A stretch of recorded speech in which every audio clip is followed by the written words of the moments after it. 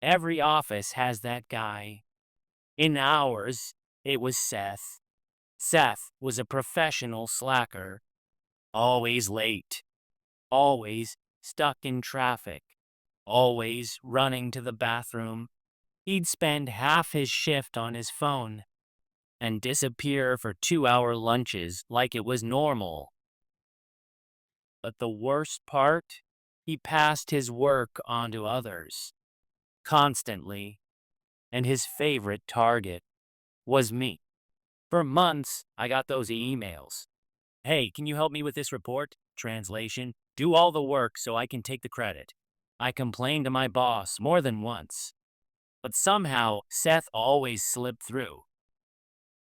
He had this way of playing dumb and charming. I didn't realize it was urgent.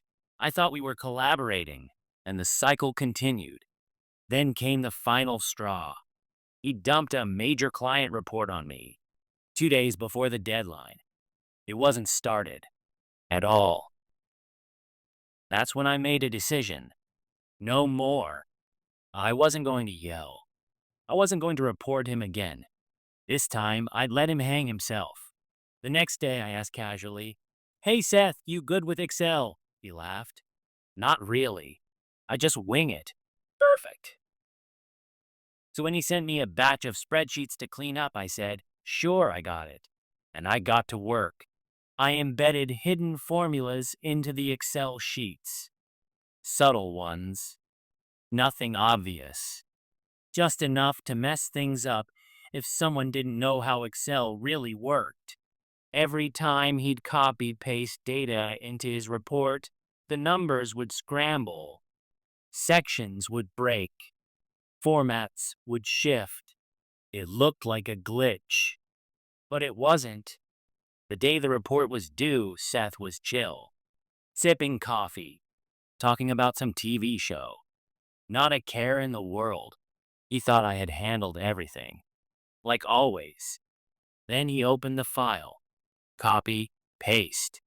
Chaos. Numbers were off. Charts didn't load. Formulas broke.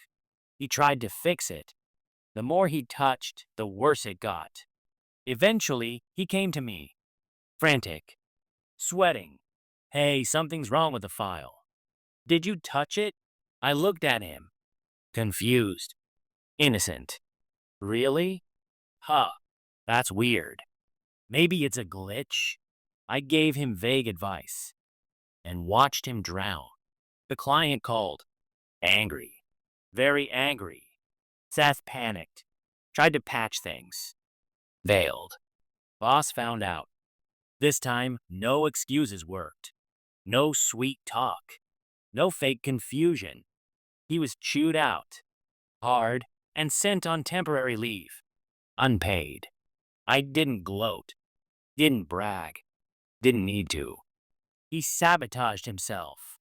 I just let him. Now the office is quieter. No one dumps work on me anymore.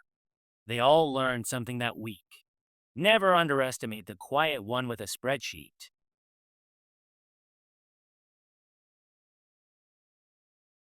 Back in the early 2000s, I started to feel like something was off. My wife and I had two young kids, 4 and 6 years old. She worked part-time, and on her off days, she said she was taking the kids to her parents' house. They lived 90 minutes away. At first, I didn't question it, but 2 to 3 times a week, that started to sound excessive. I asked her about it. She lied.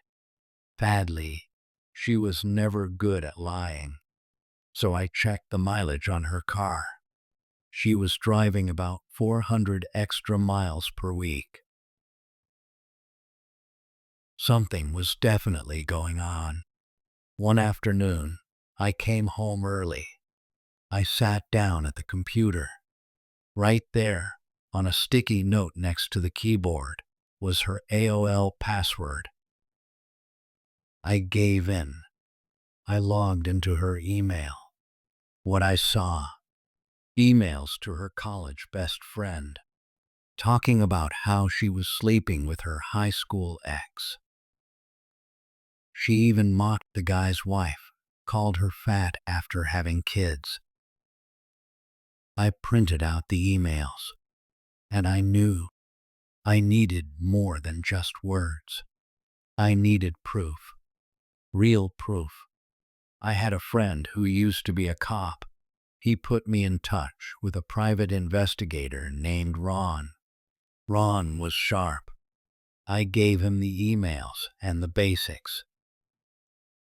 A week later, he came back with gold, photos, dates, locations.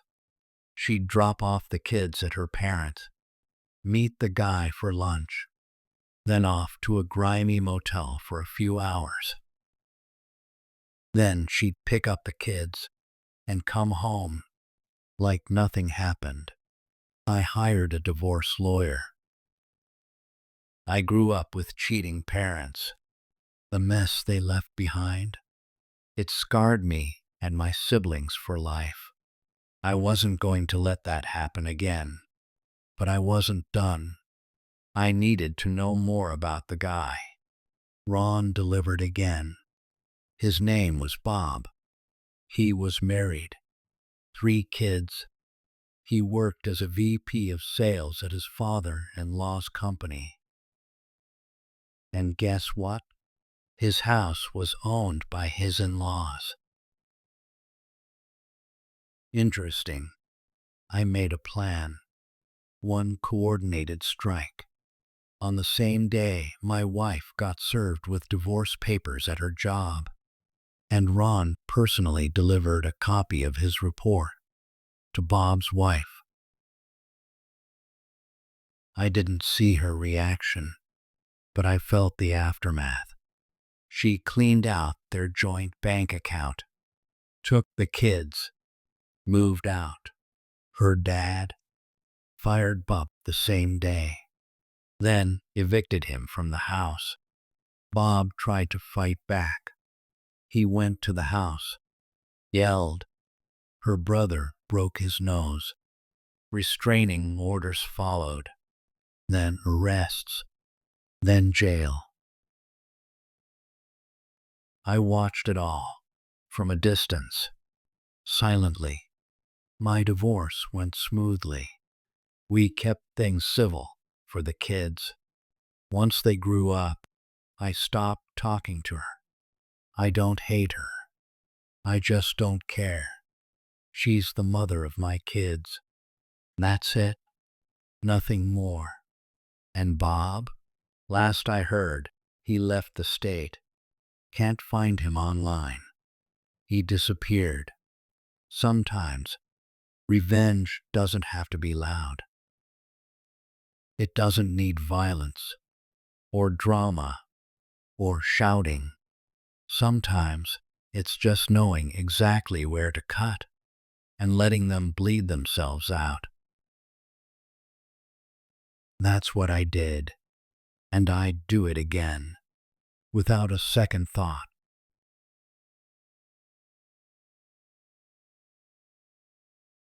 7 years ago, I finally bought my own place. 10 years of saving, hard work, sacrifices, and it was mine. A place to call home. I was beyond happy, but I had to make compromises. Being the sole person on the mortgage meant looking for affordable options. I found a great little property, shared block, but listed as freehold title, not straight up. That was important to me. No shared maintenance, no bylaws, no nosy neighbors. Just peace, just space. The real estate agent seemed trustworthy, locally known, friends of friends. He felt safe, so I signed and moved in. Finally, 5 months later, I get a knock on the door. It's the neighbor. Says we need to talk about shared insurance for the walkway. What? He sends me the policy. Straighta, not freehold. Straighta. I froze. I called my lawyer. He was just as shocked. All the documents, all the emails, they said freehold. But it was a lie. A legal, binding lie. I arranged a meeting with the real estate agent. Brought everything. Emails, screenshots, ads, proof. He refused to take responsibility. Wouldn't admit fault. Wouldn't apologize. Wouldn't even acknowledge it. I stayed calm. Tried compromise. I asked for one simple thing. When I eventually sell, just cover the selling cost. That's all. He offered me $1,000 to go away. I said no. I could have taken him to court. I was advised to. But my health wasn't great. And honestly, I didn't want to waste my energy. So I walked away. But I didn't forget. I started planning. I found his Facebook. Public. He'd gone on a boys' trip abroad a few months after I bought the place. I found his home address through business registration. And then, on the anniversary of the sale, I sent him flowers. Every year. For 6 years straight. Each bouquet came with a note. Dear Jack, remembering you on this, our special day. She has your eyes. Love, L. Sometimes the wording changed a little, but it always hinted at a shared past, a secret child, a one-night memory that wouldn't fade. I sent letters, postcards, from the country he'd visited, all signed, Love, L. I didn't know what impact it had. Until recently, through friends of friends, I learned. He's divorced, lost his home, left the real estate business entirely. His wife finally put it all together. Apparently, a year before I bought the house, he went abroad, came home with an STD, gave it to his wife, and convinced her he wasn't cheating. She believed him until the flowers, the cards, the same date, every year. He confessed. Now he lives alone. No wife, no home, no business. I didn't plan all that. I just wanted him to remember, to feel a little unease, a little doubt each year. But sometimes the truth finds its way to the surface. Even if all you do is send flowers, I feel a little guilty sometimes.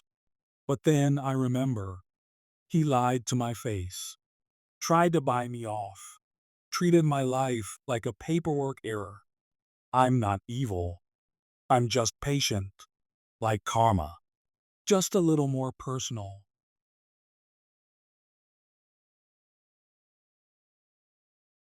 I had just bought a house in the middle of the capital city.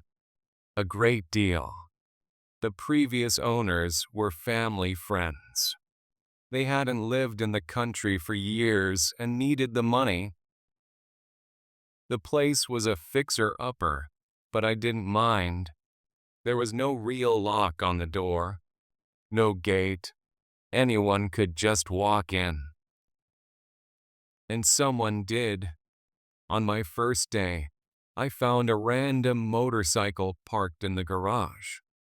I rolled it out into the street and had a gate installed immediately. A man showed up later, angrily banging on the gate. I didn't open, just watched from my window as he cursed and left with the bike. Right then, I knew this neighborhood might be a problem. But after that, things quieted down, except for people still thinking this was an abandoned place and blocking my gate.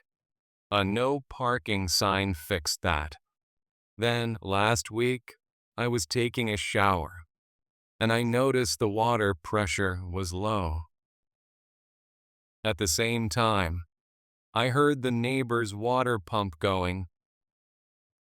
This neighbor, an old man, lives next door in a 3-story house.